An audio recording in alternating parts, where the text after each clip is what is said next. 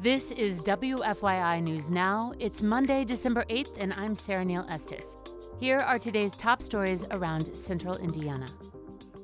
The Indiana Senate meets today to discuss a congressional map that aims to flip Indiana's 2 Democratic congressional seats for Republicans. The bill passed out of the House last week. Senators have been more divided on the issue, and it is not clear how they will vote. Over the weekend, President Donald Trump put pressure on those senators and congratulated the Indiana House for passing the new congressional map. Zach Bundy reports. Trump's post on social media urged the Indiana Senate to pass the congressional map as is to deliver what he called a gigantic victory for Republicans in Indiana and across the country. The post is part of a months-long push from Trump to redraw the state's map to flip Indiana's 2 congressional seats away from Democratic control. Trump also called out 9 Senate Republicans by name, mentioning some are up for re-election in 2026, saying they, quote, need encouragement to make the right decision, end quote. Many senators have faced threats against their family and businesses, including bomb threats, as they weigh redistricting, although the motives behind those incidents aren't confirmed. I'm Zach Bundy. The new congressional map passed by Indiana House Republicans splits Marion County into 4 separate districts, combining the city's voters with those in deeply rural areas. Supporters say it is a necessary correction. But as Dylan Piers-McCoy reports, many black voters in Indianapolis say the new districts would rob them of their voices. Ebony Barney lives in the house she grew up in on Indianapolis's north side. For years, her neighborhood has been part of a solid Democratic district, represented by Congressman Andre Carson. But state lawmakers want to reshape the district, so a Republican would be almost assured to win the seat. Barney's Indianapolis neighborhood will be part of a district that snakes east to Ohio and south to Kentucky. I showed Barney the map. I'm kind of speechless. This is worse than I thought. Does that feel like your community? No, not at all. This isn't standard procedure. Usually maps are drawn once a decade after the census, but this proposal is part of a national wave of mid-cycle redistricting, set off by President Donald Trump's push to gain a political advantage ahead of the midterm elections.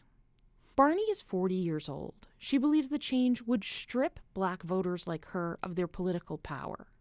She testified in the Indiana House against splintering the county. We got Ebony Barney up next, and Barney works in public health, and she told lawmakers it would make it harder for places with high rates of infant mortality and HIV to fight for resources. When these communities are split across multiple districts, their ability to demand funding, prevention programs, accessible care are weakened. A few miles south in another neighborhood, 67-year-old Daryl Daniel is looking at the same reality. The new map would place his home in a district that would include just a sliver of Marion County. If the districts are redrawn, he says, I would feel betrayed and deceived because you have diluted my power by unjust means. Daryl, who's black, believes the new map is designed to diminish the influence of communities like his. But while many in Indianapolis feel targeted, others want the map redrawn. They say for years the voices of conservatives in the city have gone unheard. Again, all of this is to save the future of our republic. 30-year-old Adam Harvey joined over 100 redistricting supporters at a State House rally Friday. Harvey lives in northeast Marion County. For a constituent like me, this is the only way you break one-party rule in Indianapolis. Harvey doesn't feel represented by Congressman Carson. He believes the current district is so heavily Democratic that conservatives don't have a chance. Harvey, who's white, says redistricting isn't about race, just politics. To the best of my understanding, the maps are being drawn more so for a partisan advantage than any other factor. That's pretty much the argument from Indiana Republican lawmakers, too. They say race wasn't considered, only political advantage. University of Indianapolis political scientist Gregory Schufelt says Republicans are trying to walk a legal tightrope. The U.S. Supreme Court has allowed states to draw districts for political gain. But in Indianapolis, race and party are deeply linked. It seems likely that if this map were to pass, it surely would be targeted for also being a racial gerrymander in addition to a partisan one. The new map heads to the state Senate this week. Lawmakers will decide whether to break with norms and approve the map mid-cycle, or listen to voters like Ebony Barney and wait. I'm Dylan Pierce-McCoy. Turning now to non-redistricting news.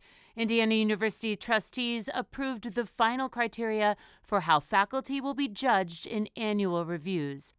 Jeff Parrott reports if they fail to meet those criteria, faculty, including tenured professors, can be fired. Under an Indiana law passed this spring, professors must undergo an annual performance review. The state recently added productivity requirements for faculty at public universities based on their number of students and workload. Faculty who don't meet the new standards are put on a performance improvement plan before being fired.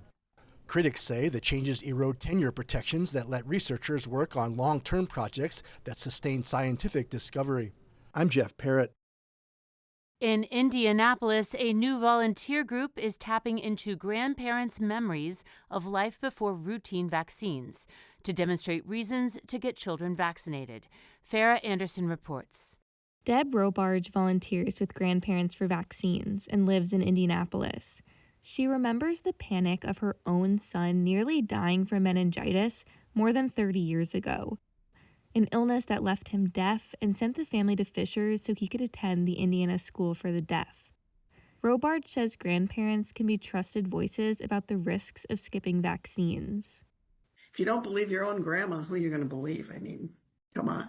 In Indiana, immunization rates for children ages 19 to 35 months fell from nearly 70% in 2019 to 56% in 2023.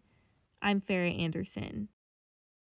And Indiana University's quarterback, Fernando Mendoza, may have locked up the Heisman Trophy with his performance Saturday night. Mendoza led the top-ranked Hoosiers to a 13-10 win over the number 1 Ohio State in the Big Ten championship game. The trophy is awarded to name the nation's top college football player. Mendoza says he would love the opportunity to get the invite to New York, which would be fantastic. But I think it's really a testament to the team, and it's not a player award; it's a team award. In just 2 seasons, Coach Curt Cignetti has taken the Indiana football team from the bottom of the Big Ten to the number 1 team in the nation. That's all for today's episode of WFYI News Now. Our podcast is produced by Zach Bundy, with support from the news team at WFYI and public media journalists across the state. Kendall Antron produced our music, and if you liked today's episode, remember to subscribe and share, and follow WFYI on Facebook, Instagram, TikTok, and YouTube to get the latest updates from our newsroom any day. Thank you for listening. We'll see you next time.